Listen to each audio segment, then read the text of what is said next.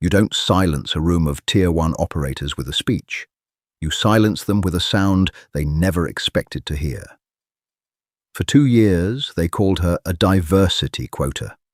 They shoved her to the back of the armory, handed her the rusted spotter scopes, and laughed when she bruised her shoulder on the .300 Win Mag. "You're not a sniper," they whispered.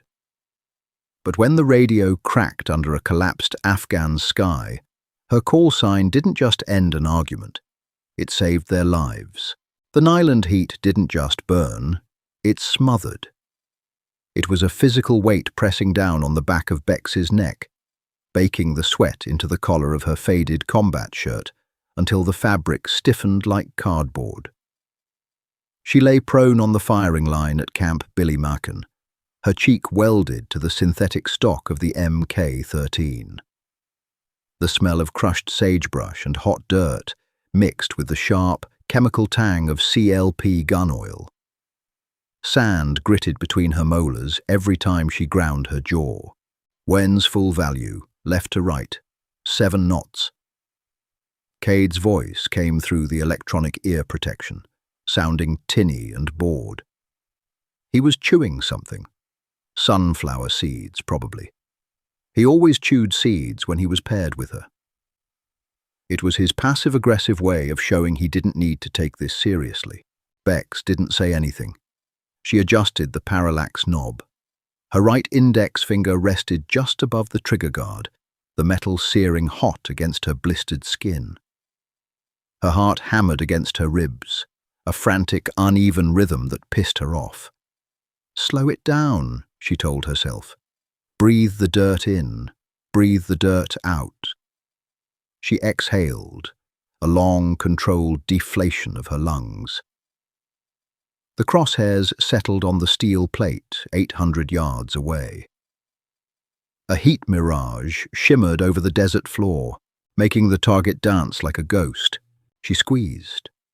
The rifle kicked, driving back into the meat of her shoulder with the familiar, bruising force she'd long stopped flinching at.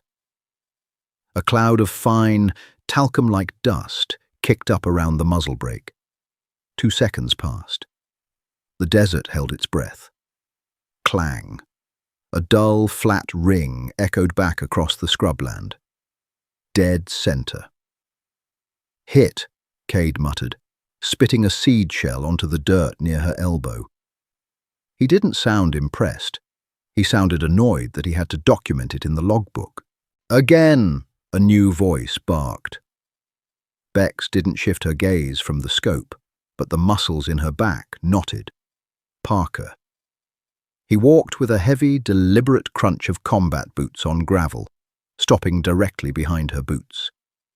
He smelled of old sweat, Copenhagen wintergreen, and unwarranted authority. "Target 3, 1200, Parker said. "And stop babying the bolt, Croft. You look like you're trying not to wake it up." Bex racked the bolt. The brass casing ejected, spinning through the hot air before clinking against the rocks. She pushed a fresh round into the chamber and slammed the bolt forward. Her palm ached. She was smaller than the men, 5'6" on a good day, with shoulders that didn't naturally accommodate the length of pull on standard-issue sniper rifles. She had to contort her torso slightly, overcompensating with her core just to keep the weapon stable. It was a biomechanical nightmare, and it hurt. Every single day it hurt. 1200, winds picking up, call it 10 knots gusting, Cade said, tapping his spotting scope. Bex dialed her elevation turret. Her fingers were slick with sweat, slipping slightly on the knurled metal. She felt Parker's shadow fall over her. He was standing too close. He was doing it on purpose, crowding her head space, waiting for the inevitable flinch. She settled in, found her natural respiratory pause. The crosshairs floated over the steel silhouette. The mirage was violent now, a watery distortion that made the target warp and bend. She broke the shot. The recoil shoved her back. Through the scope, she watched the trace. the visible disturbance in the air caused by the bullet's supersonic wake. It arched high, drifting right. A puff of dust erupted 3 feet to the right of the steel plate. "Miss." "Send it again," Cade sighed. Before Bex could cycle the bolt, Parker's boot nudged the sole of her shoe. Not a kick, just a firm, dismissive tap. "Stand up, Croft." Bex froze. She engaged the safety, opened the bolt, and pushed herself up to her knees, then to her feet.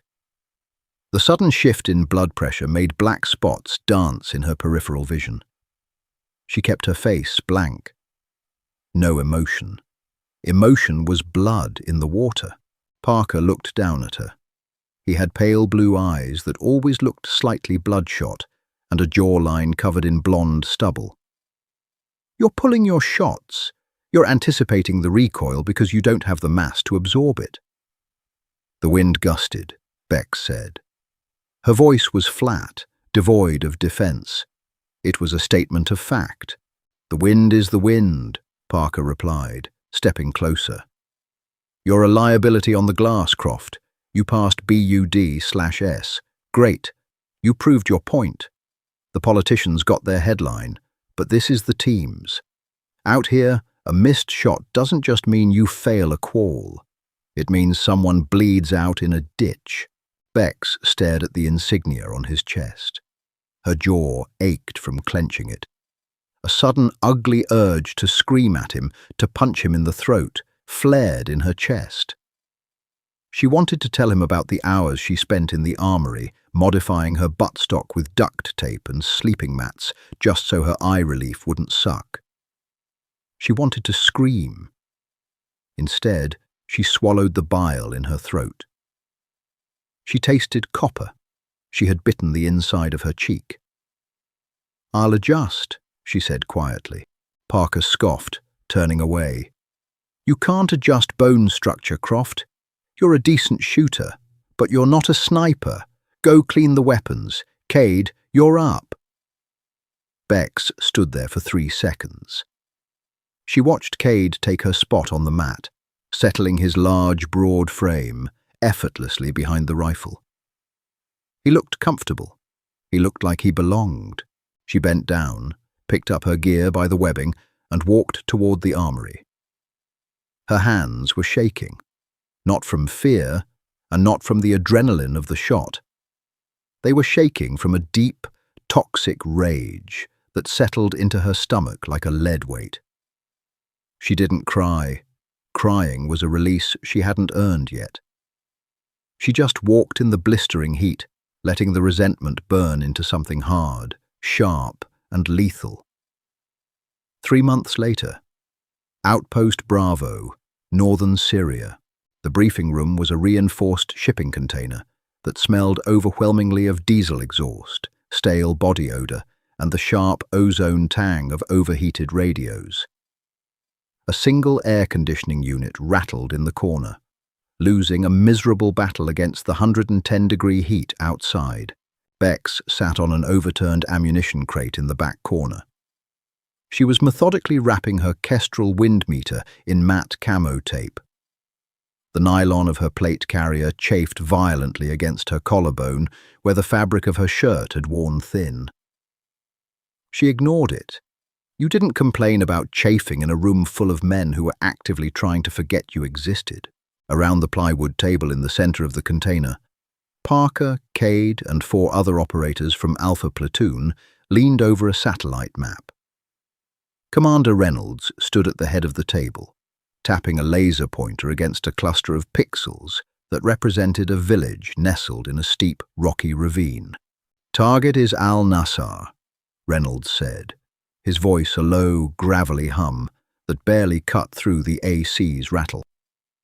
"He's moving weapons through this canyon. Tonight, he's having a sit-down with local militia leaders in this compound." The red laser circled a square structure at the bottom of the gorge. "Infill?" Parker asked, leaning on his knuckles. "Helo drop 5 clicks out here." Reynolds pointed to a flat plateau. "You hump it through the ridgeline. Assault element moves down the throat of the canyon. We need overwatch on this northern ridge to lock down the compound's courtyard. If Nassar tries to rabbit, he goes down. If the assault element gets pinned, overwatch clears the way. Bex stopped taping. She looked up. The northern ridge was steep. From the topographical lines on the map, it was a sheer vertical climb for the last 100 meters. "Distance from the ridge to the courtyard?" Cade asked, squinting. 900 meters, Reynolds said. "But it's a high-angle shot. 50-degree depression. Wind in that canyon is going to be a nightmare. It funnels." Parker nodded slowly. "Cade, you're on the big gun. Take the TAC 50. We might need to punch through engine blocks if they try to roll out in the technicals." "Wait," Bex said. The word hung in the air. 6 heads turned to look at her. The silence in the container suddenly felt incredibly heavy. Bex stood up, dropping the Kestrel into her dump pouch. She walked over to the table. She didn't puff out her chest or try to look intimidating. She just looked at the map. Cade is a solid shooter, but he hasn't qualified on high-angle engagements past 600 meters since last year, Bex said, her voice even. She kept her eyes on the map, avoiding Parker's glare. "I spent the last 3 weeks at the high-angle course in Nevada. My hit rate at 30 to 60-degree depressions is 94%. Parker let out a short, sharp laugh. "This isn't a schoolhouse in Nevada, Croft. This is a blind ridge in the dark, hauling 60 pounds of gear up a cliff. I can carry the weight," she said. It was a lie. The TAC 50 and her kit would weigh close to 80 pounds. It would wreck her knees and tear the skin off her shoulders. But she would carry it. "It's not just the weight," Cade chimed in, looking uncomfortable. He didn't hate her, not really, but he didn't want to die because of her either. "It's the canyon, the thermals at night. I know how to read canyon thermals," Bex interrupted, looking directly at Commander Reynolds. "I'm the primary sniper for this platoon on paper. I should be on that ridge." Reynolds looked at her. His face was a map of deep creases and permanent exhaustion. He didn't care about the gender politics of his platoon. He cared about dead bad guys and alive Americans. "Croft's right," Reynolds said quietly. "She's primary. She takes the shot." Parker's jaw tightened. The veins in his thick neck stood out. "Sir, with all due respect, we're going down into a fishbowl. If we get compromised, we need a shooter up there who doesn't second-guess the math when the bullets start flying." She missed a flat-range qual shot at 1200 by 3 feet. Bex felt a hot flush of shame crawl up her neck, followed instantly by a spike of adrenaline. He was bringing up Nyland. "I adjusted," Bex said, her voice dropping an octave. "And I hit the next 10. "I don't care," Parker snapped, turning fully to face her. "You are not a sniper, Croft. You're a science experiment Navy brass shoved down our throats. You want to play Overwatch? Fine. But Cade carries the TAC 50. You take the SR-25. You're Cade's spotter." Bex opened her mouth to argue, but Reynolds raised a hand. "Parker's running the assault element. He needs to trust the gun above him. Croft, you spot for Cade. Take the semi-auto in case we get swarmed and you need to lay down suppressing fire." It was a demotion, a slap in the face masquerading as a tactical decision. Spotters were vital, yes, but taking the primary rifle out of her hands was a clear message. "We do not trust you to kill the target." Bex looked at the plywood table. The wood grain was splintered and stained with old coffee rings. She felt hollowed out. A part of her wanted to throw her helmet against the wall, to demand her right to shoot. But another part of her, the part that was exhausted, the part that was so incredibly tired of fighting her own team, just wanted to sink into the floor. "Copy," she whispered. "What was that?" Parker asked. Bex looked up, locking eyes with him. Her expression was dead. "I said copy, Master Chief. I'll pack the spotting glass." She turned and walked out of the container. The blast of Syrian heat hit her like a physical blow as she stepped out into the blinding afternoon sun. But she barely felt it. Her hands weren't shaking anymore. They were perfectly, coldly still. Night fell over the Syrian desert, not like a blanket, but like a heavy black curtain shutting out the air. They stepped off the tail ramp of the MH-60 Blackhawk into a maelstrom of dust and rotor wash. Bex pulled her night vision goggles down over her eyes. The world snapped into a grainy, phosphor-green nightmare. The hike to the ridge was 5 kilometers over jagged, uneven basalt. For the first hour, nobody spoke. The only sounds were the crunch of boots on loose rock, the metallic clink of sling swivels, and the ragged, heavy breathing of men pushing their bodies to the limit. Bex was suffering. She was carrying her SR-25 rifle, her kit, extra water, the heavy spotting scope, the tripod, and 3 spare magazines for Cade's TAC-50 because he had complained about his pack weight. Her boots rubbed mercilessly against her heels, grinding away the skin with every step. The straps of her rucksack dug into her collarbones, cutting off the circulation to her arms so that her fingers went numb and prickly. She walked directly behind Cade. She watched the green glow of the IR strobe on his helmet bob up and down. He was stumbling. The TAC-50 was a beast of a weapon, and Cade was a big man, but the steep incline was breaking him down. He slipped on a loose scree field, falling hard to one knee and letting out a sharp hiss of pain. Bex stepped around him, grabbed the drag handle on the back of his plate carrier, and hauled upward with a grunt, using her entire body weight to help him back to his feet. "Get off me," Cade muttered, swatting her hand away. He was breathing in wet, ragged gasps. "Keep moving," Bex whispered back, her throat dry as sand. "We're losing the timeline." They reached the base of the final climb at 0100 hours. The assault element broke off, melting into the shadows at the bottom of the ravine. Parker paused before he disappeared into the dark. He looked up at Bex and Cade. He tapped 2 fingers to his eye, then pointed at the ridge. "Watch us." He didn't wait for an acknowledgement. The climb up the cliff face was a brutal, scraping agony. Bex slung her rifle across her back, digging her gloved fingers into the cracks of the rock.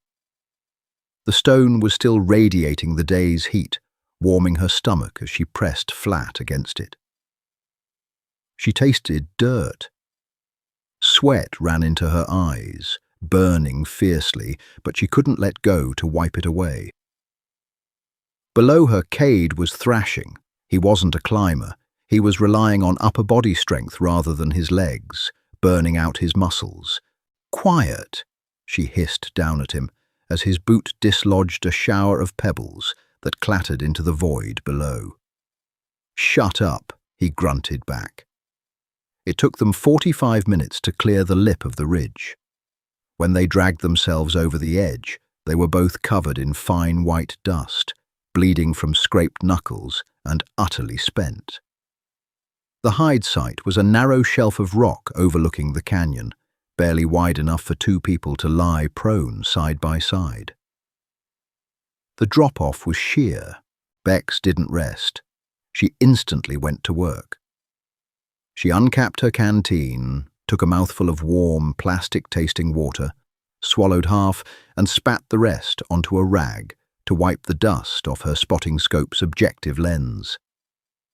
She deployed the short tripod, sinking the spiked feet into the dirt. Beside her, Cade collapsed onto his belly. He unslung the massive TAC-50 with a heavy clatter that made Bex wince. He lay there, his forehead resting on his crossed arms, chest heaving. "Set up," Bex whispered sharply. "Parker's moving to the breach." Cade groaned, shifting his weight. He dragged the rifle in front of him, flipping the bipod legs down. He wedged himself behind the optic. Bex pressed her eye to the spotting scope. The canyon below opened up in her glass. It was a steep V shape, dropping down into a cluster of mud brick and concrete buildings. Through the thermal optics, the walls of the compound glowed a faint, ghostly white, retaining the day's heat. "I have the courtyard," Bex murmured. "I see 5 heat signatures on the perimeter. Armed." "I see 'em," Cade breathed. His voice sounded shaky. Bex frowned in the dark. She pulled her eye from the glass and looked at him. In the dim, ambient starlight, she could see the silhouette of his shoulders trembling. It wasn't fear. It was muscle fatigue. The climb had drained his glycogen stores. He was shaking. "Cade," she whispered, "your heart rate is too high. Do your breathing." "I'm fine," he snapped defensively. But she saw the muzzle of the TAC-50 vibrating slightly. A millimeter of movement here meant a miss of several yards down in the canyon. Bex keyed her radio. Her call sign was Finch. She hated it. Parker had given it to her because she was small and, in his words, flew around annoyingly. "Alpha 1, this is Finch," she whispered into the mic. "Overwatch is set. Eyes on 5 tangos in the courtyard. Target structure is 50 meters north of your current pews." The radio clicked. "Copy, Finch. We are holding at the breach point, waiting on the package to arrive." Parker's voice was distorted by the earpiece, but the tension in it was palpable. And then the waiting began. The sheer physical misery of sniper Overwatch is something movies never capture. It isn't a montage of holding your breath. It is hours of lying perfectly still on sharp rocks, feeling your muscles cramp and knot. It is the urgent, desperate need to urinate, which you suppress until your lower back aches. And then, eventually, you just let it go into the dirt beneath you, because moving to relieve yourself could compromise the hide. It is the feeling of spiders or ants crawling across your neck, and the supreme force of will required not to swat them. 2 hours passed. The wind picked up, howling through the canyon like a dying animal. It was a shifting, swirling wind that bounced off the canyon walls. Bex held her kestrel up periodically, reading the numbers. "Wind at our altitude is steady at 12. Down there, it's a washing machine. You're going to have a full value hold to the right, then it's going to swirl left in the last 200 meters. Cade shifted uncomfortably. He was rubbing his right shoulder. "Stop giving me the weather report every 5 minutes, Croft. I'll read the trace." "You can't read the trace if you miss the first shot," she said flatly. Suddenly, a convoy of 3 pickup trucks, their headlights blacked out, rolled into the canyon from the northern pass. In Bex's thermal scope, the engines glowed like white-hot stars. "Alpha 1, Finch. Vehicles approaching courtyard. Looks like the VIP. Copy. Stand by to engage." The trucks stopped. Doors opened. Several figures stepped out. Bex adjusted the focus on her scope. One figure, surrounded by guards, walked with a distinct limp. "Confirming target," Bex said, her heart rate finally spiking. The cold calm washed over her, freezing out the pain in her blisters and the ache in her back. "Al-Nassar is in the open. Assault element preparing to breach," Parker's voice crackled. "Cade, put a round through Nassar's chest on my mark. 3, 2. "I got him," Cade whispered. But Bex saw his hand slip on the pistol grip. He was exhausted. The reticle was bouncing. 1, execute. Down in the canyon, a flashbang detonated, a brilliant white flash that momentarily whited out Bex's thermals. "Send it!" Bex yelled at Cade. Cade ripped the trigger. He didn't squeeze, he jerked it. The massive .50 caliber rifle roared, a deafening shockwave that kicked dust up into Bex's face and punched her eardrums despite the ear pro. Bex stared through the glass. The heavy bullet tore through the air. She watched the vapor trail. "Miss," Bex said, her voice turning to ice. "Left, high and left. You hit the wall behind him." Down in the courtyard, chaos erupted. The target, Al-Nasser, didn't freeze. He immediately ducked behind the engine block of the nearest truck. Heavy machine gun fire erupted from the compound walls, raining down on the dark alleyway where Parker and the assault element were stacked. "Overwatch, what the hell was that?" Parker screamed over the radio, the sound of AK-47 fire drowning out his background. "We are pinned. Suppress that heavy gun." Cade panicked. He racked the bolt, shoving a new round in, and fired again without checking the wind. The bullet slammed into the dirt 10 yards away from the truck. "Breathe, Cade," Bex barked. "I can't hold it steady," Cade yelled back, the panic bleeding into his voice. "My shoulder is blown out. I can't hold the weight." "Finch," Parker roared over the net. "They have a DSHK on the roof. They are tearing us apart. Take out the gunner." Down below, green tracers were pouring from a rooftop, chewing the mud brick walls around the assault element to pieces. It was a slaughter waiting to happen. Bex looked at Cade.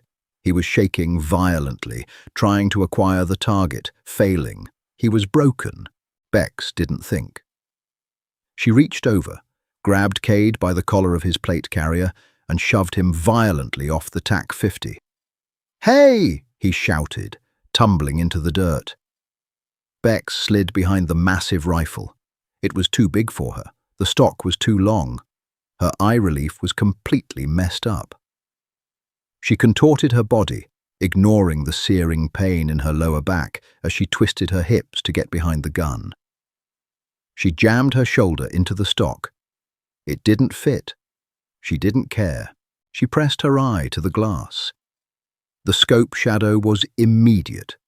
The TAC-50's optic was set for a man whose neck was 3 inches longer than hers.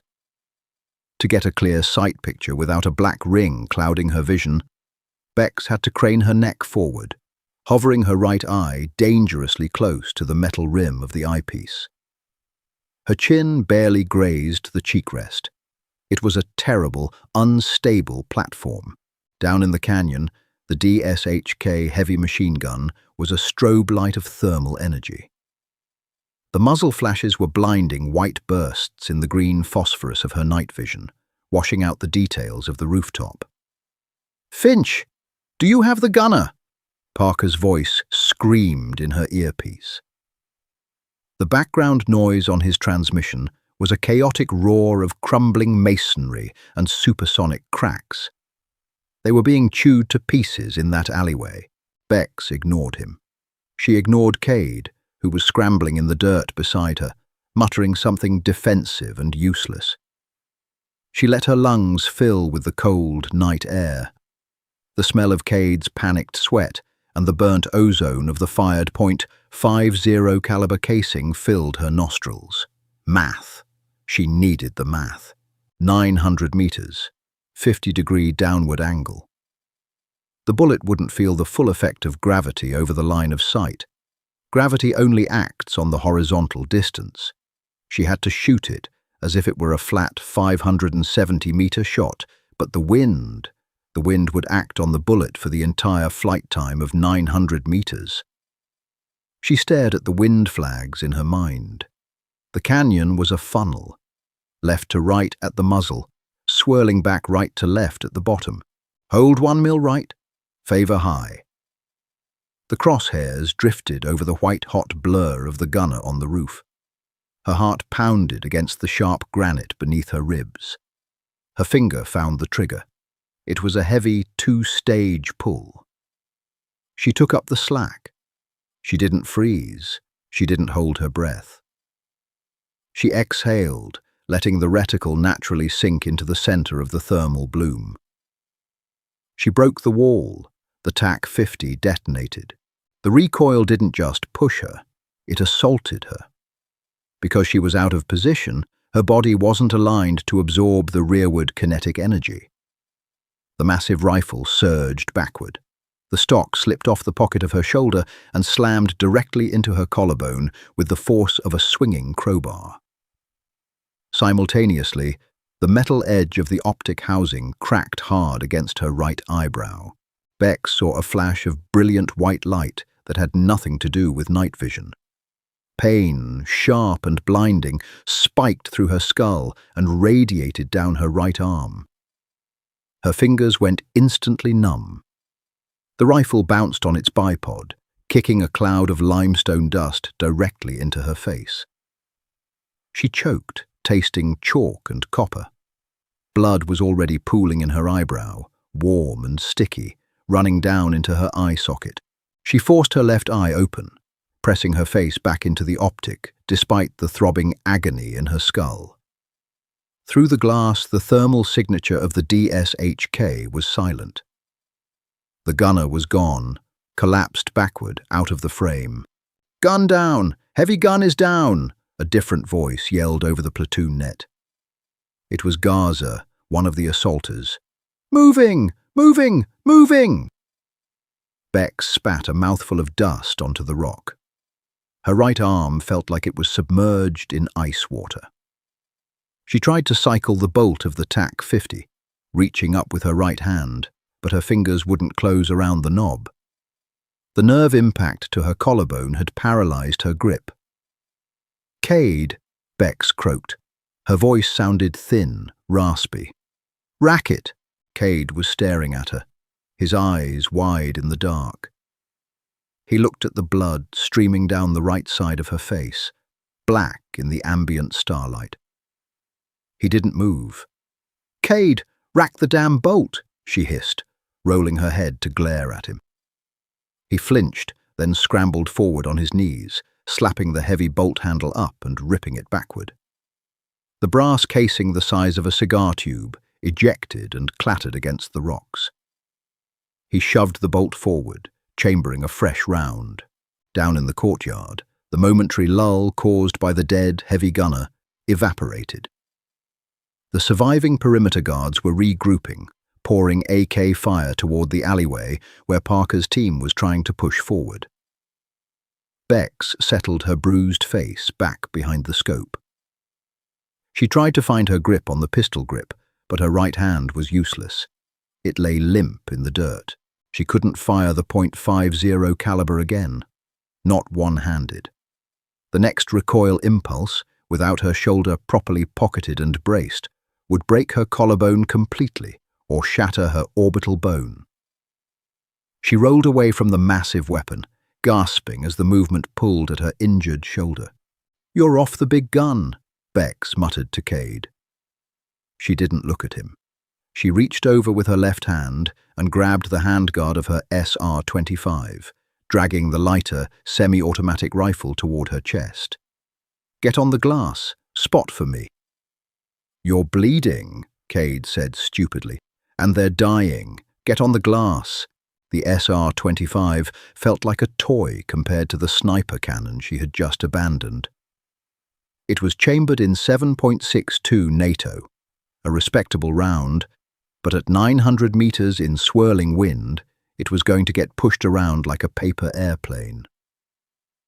Bex flipped the bipod down with her left hand, bracing the stock against her left shoulder. She was right-handed, shooting support side under extreme stress, with a numb primary arm at extreme distance. The pain in her face was a dull, rhythmic thumping that synchronized with her heartbeat.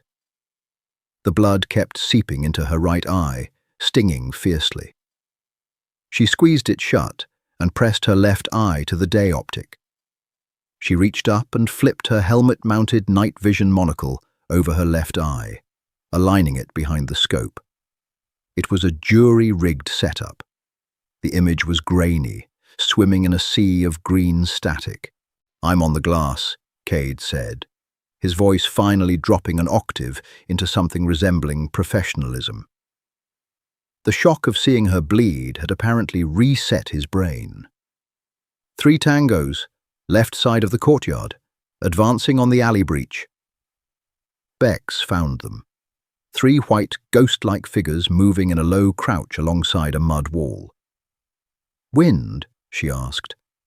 "Left to right, strong. Call it 15 knots down in the bowl."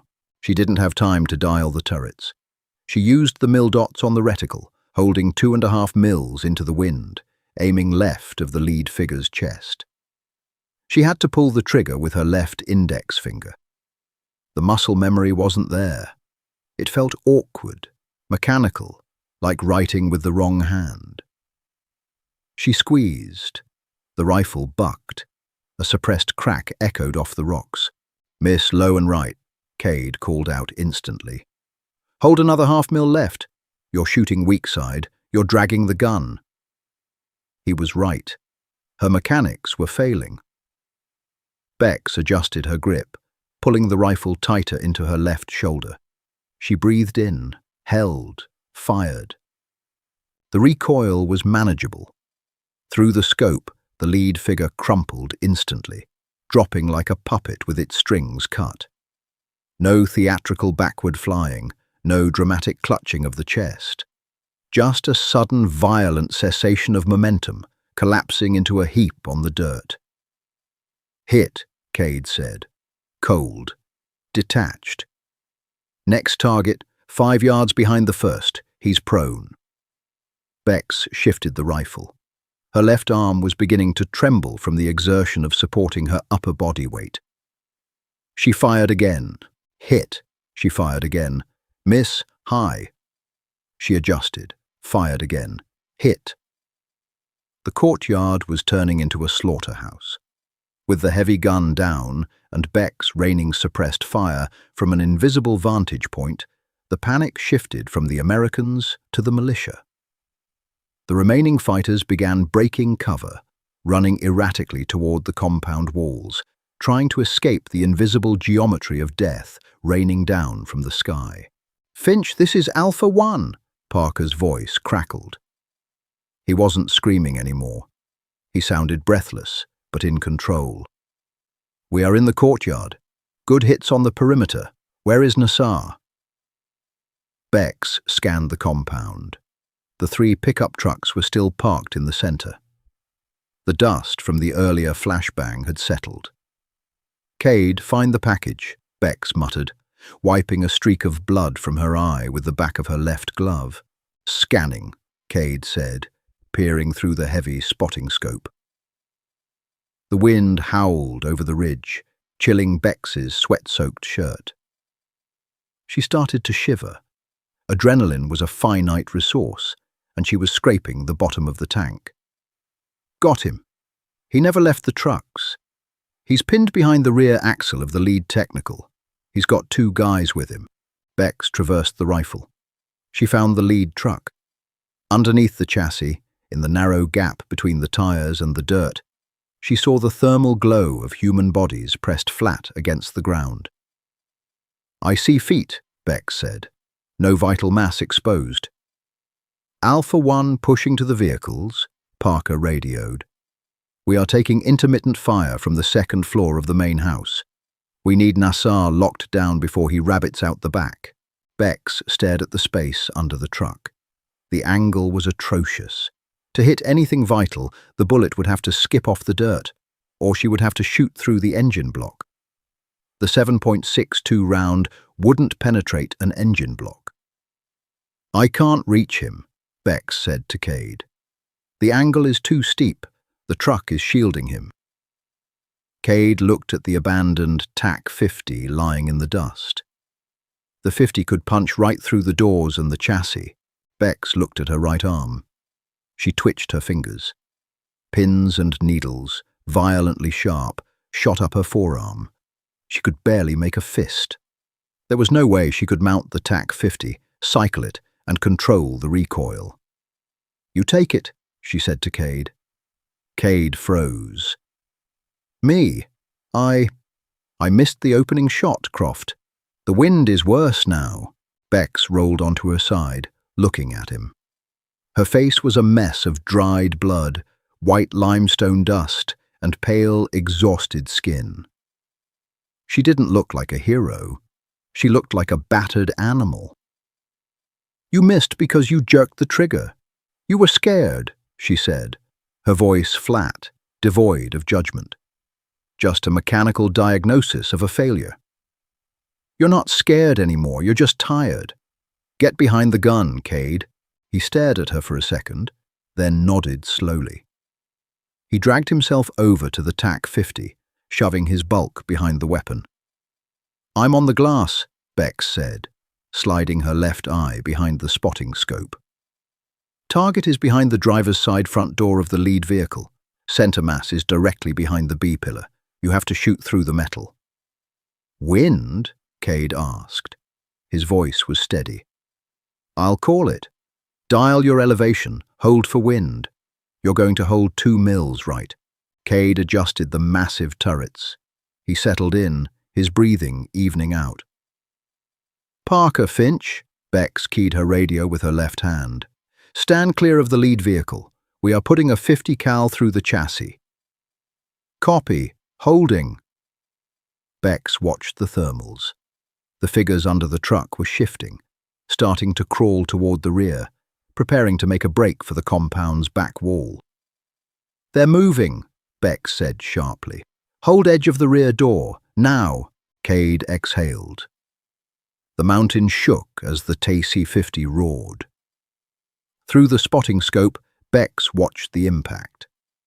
The heavy armor-piercing incendiary round slammed into the thin steel of the pickup truck. A shower of bright, white-hot sparks erupted on the thermal screen as the bullet deformed, punching through the metal door, shattering the interior, and blowing out the other side in a cone of shrapnel and kinetic energy. The heat signatures behind the truck violently separated. One stopped moving entirely. The other thrashed in the dirt for 3 seconds before going still. "Impact," Bex whispered. Down in the courtyard, Parker's assault element swarmed the vehicles, their rifle-mounted lasers cutting through the dust like green lightsabers. "Jackpot," Parker's voice came over the net, devoid of any celebratory tone.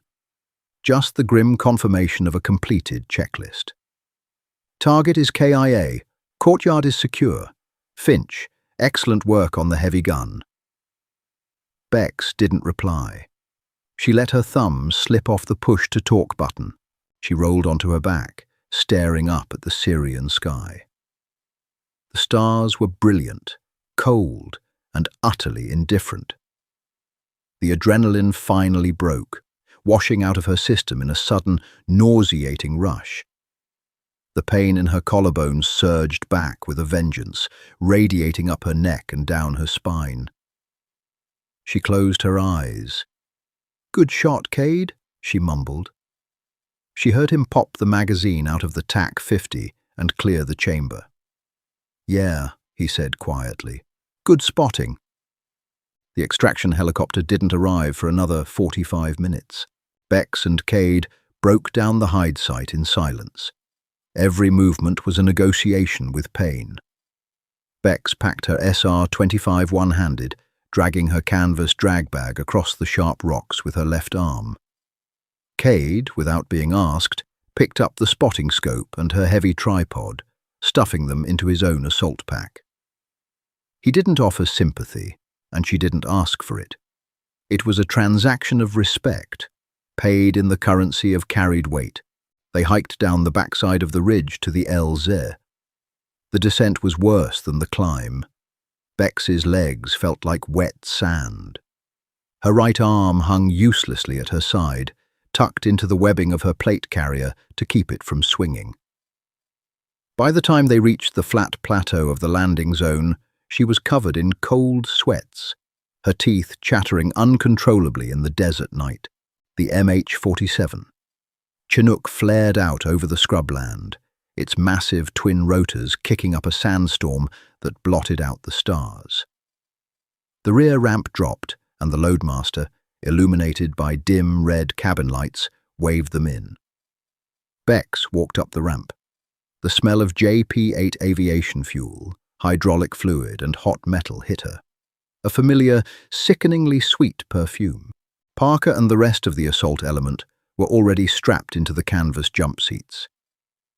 They looked like ghosts covered in a thick layer of grey dust. The air inside the cabin was heavy with the metallic tang of fresh blood and the sour stench of combat stress. Bex found an empty seat near the rear. She slumped into it, fumbling with the 4-point harness with her left hand. A shadow fell over her. She looked up. Parker was standing there, balancing easily against the vibration of the helicopter as it lifted off the desert floor. His face was streaked with dirt and sweat. He had a deep gouge across the bridge of his nose, where a piece of spalling had caught him. He looked down at her. He looked at the dried blood caked over her right eye, matting her hair to her forehead. He looked at her right arm, tucked limply into her vest. The noise of the rotors was deafening, a relentless mechanical thudding that rattled the fillings in her teeth. Parker leaned down, bringing his face close to her ear so she could hear him over the engines. "What happened to your eye?" he yelled. "Scope bite!" Bex yelled back, staring straight ahead at the aluminum bulkhead. "I had to take the 50. Parker absorbed this. He looked at Cade, who was strapped in 3 seats down, staring at his boots. Then Parker looked back at Bex. He didn't apologize for putting her on the spotter glass. He didn't offer a dramatic speech about how wrong he had been, or how she had earned her trident tonight. The teams didn't work like that. Apologies were for civilians. Out here, competence was the only apology that mattered, and survival was the only reward. Parker reached down. He didn't pat her on the shoulder. He knew better than to touch a wounded operator. Instead, he unclipped a nearly empty Nalgene bottle from his rig and dropped it into her lap. "Drink," he barked. "You look like a corpse." He turned and walked back to his seat. Bex sat there in the dim red light, the vibrations of the Chinook humming through her broken body. She picked up the plastic bottle with her left hand. The water inside was warm, tasting strongly of plastic and dust. She unscrewed the cap with her teeth and took a long, slow swallow. She looked across the cabin. The men of Alpha Platoon were leaning back against the mesh seats. Some had their eyes closed. Some were staring blankly at the floor. None of them were looking at her with resentment anymore. They weren't looking at a quota. They weren't looking at a science experiment. They were just looking at their sniper. Bex closed her eyes, letting her head rest against the vibrating metal behind her. Her shoulder throbbed with a sickening hot pain. Her eye stung. She tasted copper and CLP gun oil, ghost flavors haunting the back of her throat. She was exhausted. She was broken. And she had never felt more alive. The medical bay at Camp Lemonnier didn't smell like healing. It smelled of industrial bleach, burnt coffee, and the sharp, coppery scent of iodine. Bex sat on the edge of an examination table covered in crinkling paper. Her combat shirt had been cut away by a bored-looking corpsman 30 minutes earlier, leaving her in a sweat-stained tan sports bra. The air conditioning was turned down to a meat locker chill. Goosebumps rose on her arms, but she couldn't shiver. Shivering moved her right shoulder, and moving her right shoulder made her want to vomit. "Fractured clavicle," the medical officer, a weary Navy captain named Dr. Aris, said. He was holding an X-ray tablet up to the harsh fluorescent ceiling light, squinting at the black and white topography of her bones. Not a clean break, but not entirely comminuted either. "You cracked it like a piece of dry firewood, Croft. And the orbital bone—" He reached out, his thumb gently pressing the swollen, purple mass of tissue above her right eye. Bex hissed through her teeth, her entire body flinching backward. "Hairline fracture," Aris concluded, dropping his hand. 6 stitches for the laceration. You're benched, 6 to 8 weeks minimum, before I even let you look at a rifle, then physical therapy. I can shoot support side, Bex said. Her voice sounded hollow, scraping against the back of her dry throat. Aris looked at her over the rim of his glasses. You can barely tie your boots, petty officer. Don't play the tough guy routine with me. I see 20 of you idiots a month trying to negotiate with basic biology. The bone is broken. It has to knit. He turned to a metal tray and began preparing a local anesthetic for the stitches. The sound of the syringe tearing through its sterile paper packaging was deafening in the quiet room. The door to the exam room clicked open. Parker stepped inside. He had washed the Syrian dust off his face, but he was still wearing his desert utilities, the sleeves rolled up to expose thick, tattooed forearms. He looked out of place in the sterile white room, too large and too loud, even when he was standing perfectly still. He didn't ask Aris for permission to be there. He just leaned against the doorframe, crossing his arms, careful not to rest his weight on the side where a piece of spalling had chewed up his own ribs. Doc, Parker nodded. Master Chief, Aris replied without looking up from the suture needle. Parker looked at Bex. His pale eyes tracked the bruising that was already seeping down her cheekbone, a violent watercolor of black, yellow, and deep plum. He looked at the awkward, slumped angle of her right shoulder. They got the intel off Nassar's hard drives, Parker said abruptly. Joint Special Operations Command is calling it a strategic decapitation. The militia is fracturing. Bex stared at her boots dangling off the edge of the table. Good. Cade is writing up the after-action report, Parker continued. His voice was completely devoid of its usual mocking cadence. It was purely transactional. He put you down for the heavy gunner kill. 900 meters, high angle, under fire. Bex looked up. Her uninjured left eye narrowed. He didn't have to do that. It was his hide sight. Cade doesn't steal valor, Parker said flatly. And I don't sign off on fiction. You took the shot. You take the credit. Dr. Aris stepped between them, holding a small brown bottle and a cotton swab. This is going to sting, he muttered, swabbing the ragged tear above her eyebrow with iodine. The burning was immediate, a sharp, localized fire that made Bex's eye water uncontrollably. Parker watched her flinch, watching her jaw muscles bunch as she refused to make a sound. He uncrossed his arms and reached into his cargo pocket. He pulled out a black, machined piece of aluminum and tossed it onto the empty counter next to the sink. It landed with a heavy, metallic clatter. Bex looked past Aris to see what it was.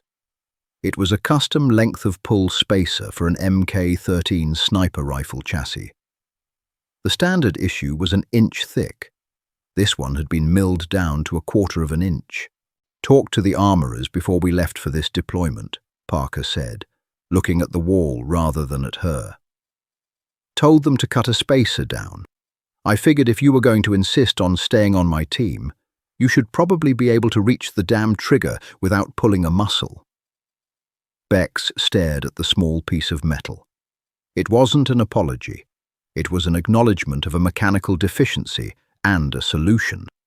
It was Parker's way of saying she belonged on the gun. I don't need charity modifications, Master Chief, Bex said, her pride flaring up, hot and stupid. Parker stopped looking at the wall and looked dead into her eyes. The hardness was back in his face, but the contempt was gone. It's not charity, Croft. It's physics, Parker snapped. You're 5'6". The gun was built for a guy who's 6'2".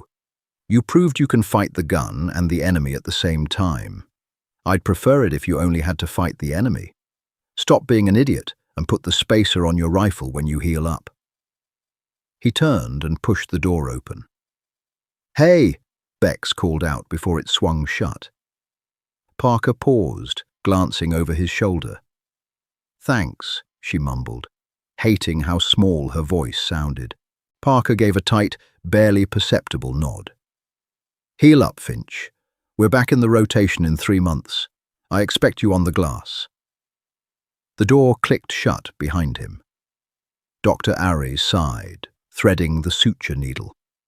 "You people are exhausting," he said, pressing a numbing needle into her forehead. Bex didn't feel it. She was looking at the milled piece of aluminum on the counter, and for the first time in 2 years, her chest didn't feel completely tight. Coronado, California. 4 months later, the Armory of Naval Special Warfare Group 1 was a windowless concrete bunker that thrummed constantly with the vibration of heavy ventilation fans. It smelled intensely of Hopper's No. 9 bore cleaner, synthetic grease, and the dull, metallic scent of cold steel. Rows of heavy wire mesh cages stretched into the distance, housing millions of dollars of specialized violence. Bex stood at a long, rubber-matted workbench, a torque wrench in her left hand. Her right arm was out of the sling, the collarbone fully knit, but it still ached when the Pacific fog rolled in off the bay. It felt tight, the muscles having atrophied slightly during her mandatory downtime. She was rebuilding her strength, spending hours in the weight room doing tedious resistance band exercises that felt like torture compared to lifting iron. Laid out on the bench in front of her was her Mk13 Mod 7 sniper rifle. It was entirely disassembled. The bolt sat on a clean white rag. The barrel and action were clamped firmly in a vice block. She wasn't just cleaning it, she was tailoring it. The 1/4-inch spacer Parker had tossed on the medical counter 4 months ago was now bolted firmly to the folding stock. Beside it, she had added a custom Kydex cheek riser. She had molded herself in the team room oven, using a heat gun and thick leather gloves. The armourer, a gruff warrant officer named Hodges, had watched her do it without interfering, which was the highest form of praise he offered. "You're going to over-torque those scope rings, Croft." Bex didn't jump. She recognized the heavy tread of Cade's boots on the concrete floor. She kept her eyes on the digital display of the torque wrench, steadily applying pressure to the T15 Torx screw on the front scope ring. 65 inch-pounds, Cade, Bex said, waiting for the electronic beep of the wrench. It sounded. She released the pressure. Not a pound more, not a pound less, same as always. Cade leaned against the workbench next to her, crossing his massive arms.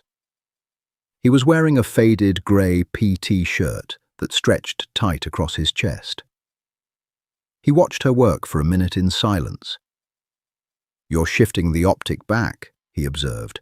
"Eye relief," Bex replied. She loosened the vice block and pulled the heavy-barreled action free, sliding it into the chassis. "With the shorter stock, my head sits further forward.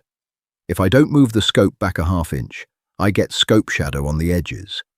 And I'm really tired of getting hit in the face by metal." Cade winced slightly at the reference. He reached out, picking up the heavy steel bolt from the rag, inspecting the lugs out of sheer habit. "Parker says we're running mountain exercises up at Kodiak next week," Cade said casually.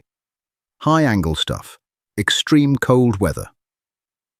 Bex locked the action into the chassis, tightening the action screws in alternating order to ensure the bedding was perfect. I read the brief. "You confident on the ice?" he asked. Bex paused. She looked at Cade. 6 months ago, that question would have been laced with condescension. It would have been a trap, a way to highlight her lack of experience or physical mass in a brutal environment. But looking at him now, she saw genuine inquiry. He wasn't doubting her. He was sizing up his partner. "I hate the cold," Bex admitted, her tone perfectly flat. "It messes with the spindle valve in the kestrel, and I lose feeling in my trigger finger below 20 degrees. Cade nodded. a small wry smile pulling at the corner of his mouth. Buy a pair of the Mechanics winter gloves. Cut the trigger finger off at the first knuckle, then tape a chemical hand warmer to the inside of your palm. Keeps the blood flowing to the exposed digit. Bex stared at him.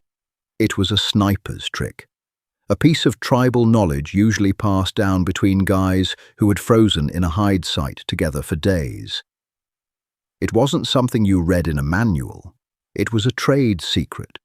Tape it to the palm, not the back of the hand, she asked, testing him. Back of the hand screws up your grip on the chassis. Palm sits flush against the pistol grip.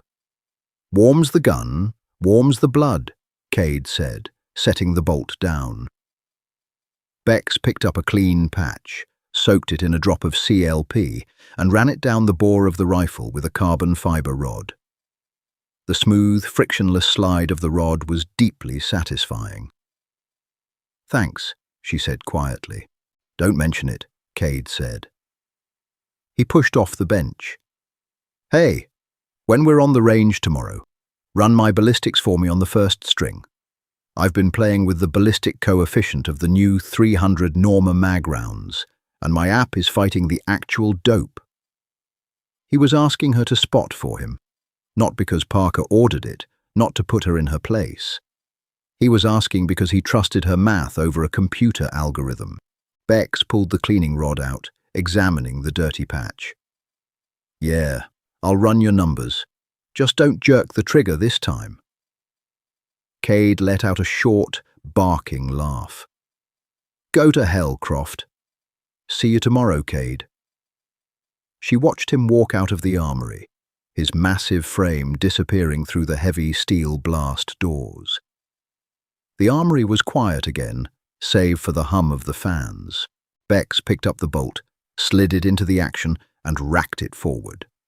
It locked into place with a crisp, heavy clack. She brought the rifle up to her shoulder, settling her cheek against the new Kydex riser. Her eye aligned perfectly behind the scope. No black ring, no shadow. The length of pull was tight, tucking the recoil pad deeply into the meat of her shoulder, right against the freshly healed bone. It didn't feel like a foreign object anymore. It didn't feel like a heavy, awkward burden built for a giant. It felt like an extension of her own skeleton. She lowered the rifle, the corners of her mouth twitching upward in the empty room. She wasn't just making do anymore. She was making it hers. Kodiak Island, Alaska. The rain wasn't falling. It was moving sideways. It was a freezing, sleet-heavy assault that pelted the grey shale of the mountainside like birdshot. The wind tore off the Bering Sea, howling over the ridgeline in violent, unpredictable gusts that made it impossible to hear anything but the roar of the air.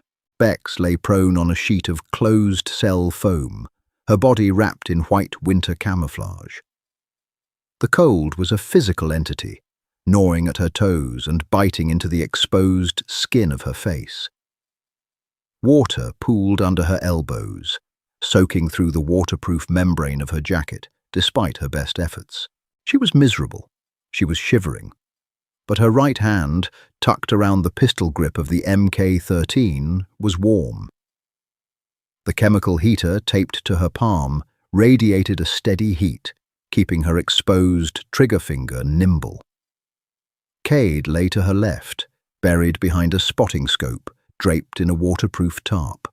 Target is a 12 by 12-inch steel plate, Cade yelled over the wind, his voice barely cutting through the storm. Distance is 1,140 meters. Angle is a 10-degree incline. Bex stared through the scope. The optics were clear. She had treated the lenses with anti-fog paste that morning. But the air between her and the target was a chaotic mess. The rain was blowing in sheets, obscuring the steel plate across the valley. This wasn't a qualification. This was a nightmare scenario. "Wind is a mess, Finch," Cade shouted. "I'm getting 20 knots at our position, left to right. Down in the valley, it looks like it's shearing back right to left. Look at the trees at the 600-meter mark. Bex peeled her eye back and looked at the tree line below. The pines were bending violently in the opposite direction of the rain hitting her back. Spindrift is going to push it right. Aerodynamic jump from the crosswind is going to push it high, Bex calculated aloud, though she knew Cade could barely hear her.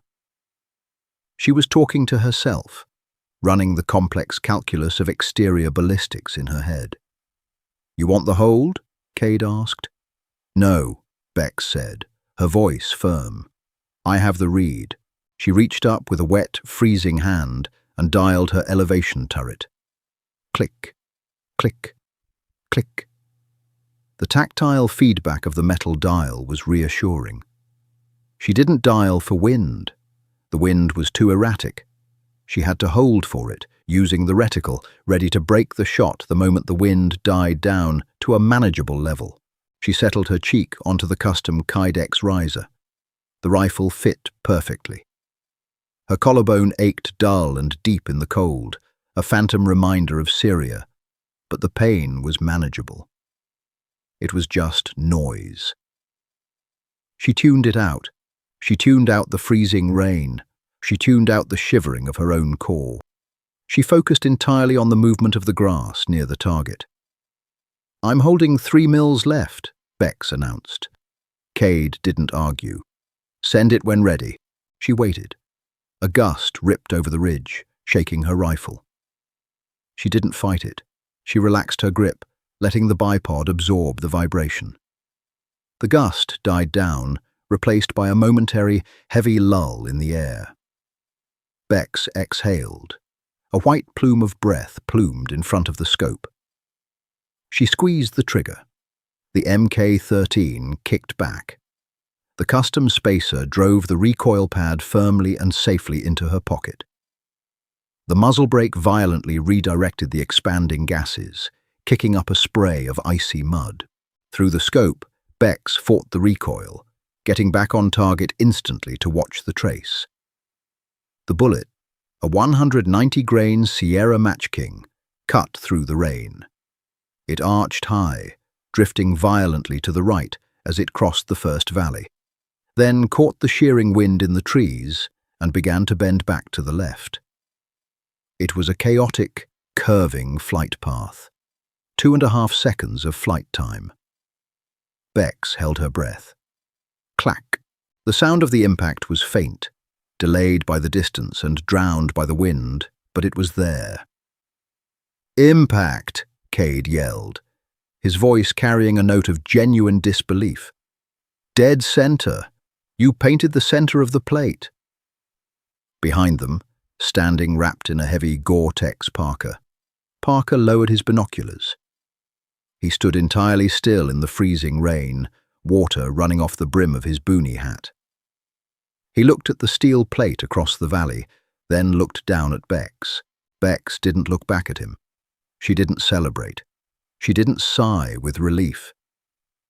She reached up, smoothly working the bolt. The spent brass arced through the icy air, landing on the wet shale. She pushed the bolt forward, chambering a second round, her movements mechanical, precise, and utterly routine. "Next target," Bex said, her eye never leaving the glass. Parker watched her for a few seconds longer. He looked at the way the rifle fit her now. He looked at the steady, unshakable posture of her shoulders. He gave a single, short nod to nobody in particular, turned, and began walking back towards the warming tent. "Target 2, Cade called out, adjusting his spotting scope. 1,300, downhill. Let's see if you can do it twice, Croft." Bex smiled, a small, tight expression hidden behind the rifle. The cold didn't bother her anymore. The mud didn't matter. The ghosts of Nyland and Syria were quiet. She adjusted her parallax. She read the wind. She wasn't a diversity quota. She wasn't a point to be proven. She was just the shooter on the glass, waiting for the wind to die, ready to break the shot. "Wind is shifting," Bex murmured, finding her respiratory pause. Stand by. She breathed the cold in. She breathed the cold out. She squeezed. In the end, survival isn't about who shouts the loudest in the briefing room, or who brings the most mass to the firing line. It's about who breathes the slowest when the world is burning down around them. She proved that a sniper's true weapon isn't the rifle. It's the mind behind it, and the relentless will to adapt. If this story of resilience, grit, and silencing the doubters hit home for you, drop a like, share it with someone who needs a reminder to keep fighting, and make sure to subscribe for more deeply human stories from the front lines.